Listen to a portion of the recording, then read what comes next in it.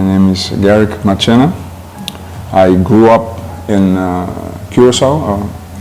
I was born in Aruba, but I grew up here, right here in this right here house. And I came here when I was like 1 year old baby, and been living here ever since. Because I was always like a little shy kid, small shy kid on the side, you know. It took me a while to grow.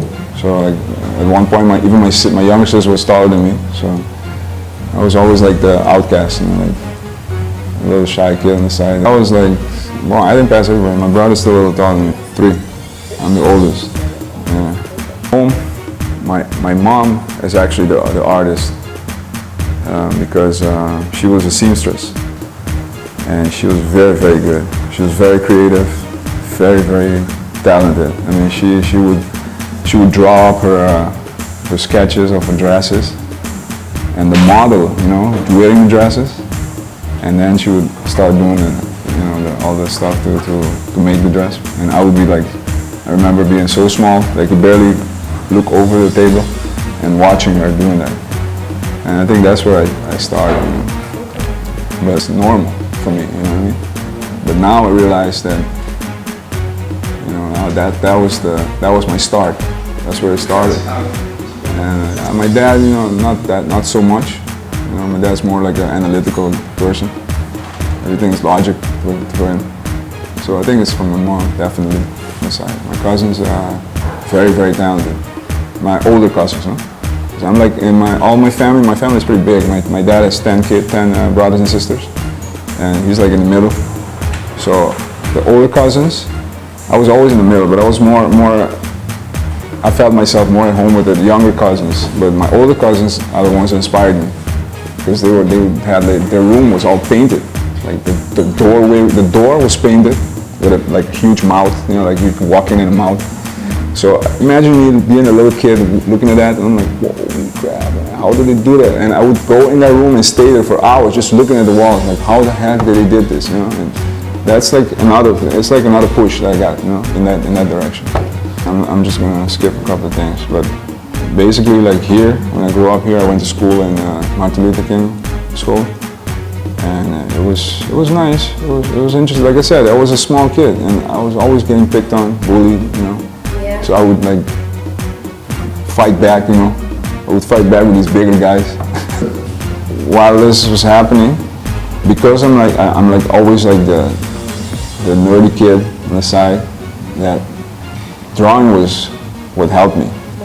I would dive in my sketchbook, and I wouldn't care. I mean, all the kids of the neighborhood would be playing outside, and I would be inside drawing. And they remember that. I mean, even I forgot that, but some of them reminded me. Like, I remember you used to be inside with the sketchbook while we were outside playing. And now I remember, yeah, you're right. Because that was my escape. Because it was never like something that I wanted to be from kids. I was more into like wearing costumes, you know, Superman and stuff, Batman. Seriously, I would like put the cape on and run around the house. I wanted to be Superman. So that's what I started drawing also. I started drawing, that's all my stack right there. All my Did you collect any comics? Yeah, all my old sketches from when I was a little. Tell us a story about that one. Yeah? Yes, the crush. You want to tell me the story about the crush? Yes. Does she know? Does she know? I don't know. I want to find out who she is. I want to find out. There's SE. I don't know. I want to find out who she is. I want to know if she's still an artist to this day. Because I had a crush on her, and she had like an art mom. Her mom was already an established artist, so she had that in her already, you know. And she was better than me. So I was like, I had a crush, and I was jealous. I was like, you know. And yeah, because I drew the horse to show off, and she told me the horse looks like a table. That's why she drew that damn table out there. And she gave me a 6, man, for that horse.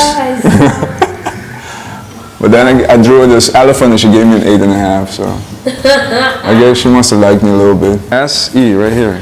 I don't know. I want to find out where she is, man. I want to thank her. I want to thank her seriously. Because she made me go home and start trying my best. And Even from when I was working at Curacao's Wrecking Ball, I would make like signage for them, signs, you know, for the projects, like project signs. I handmade those things, you know, handmade. I took jobs, and I'm lucky to have some of the jobs that I took. I had a mentor. I had two beautiful mentors, lady mentors. Okay, I'm very lucky. Okay, one of them is Lila. She's already an angel. She passed away last year. And the other one is Jenny Coffey. And they're both old school. Especially Lila. Lila went to school in Holland before there was computers. I mean, she learned graphic design like before there were computers. You know, when the computers first came out. So that's how hardcore she was. I learned a lot from this lady, a lot. And Jenny, of course, Jenny too. I mean, both of them, I'm really grateful for them, you know. And that's how I started getting better, you know. And it was around 2004, 2005 when I took a job at with Mac Design. That's when I started doing it. Started drawing more and incorporating my drawings into my designs. And that's when people started noticing. And people were like, no, you got to do something with this, man. This is bigger than this. You got to do something. And they kept pushing me. Every time I hear it. And then I was like, wait, I got to do something. So they must be right, you know. They must see it, because I wasn't. For me, it was normal. I could draw, you know.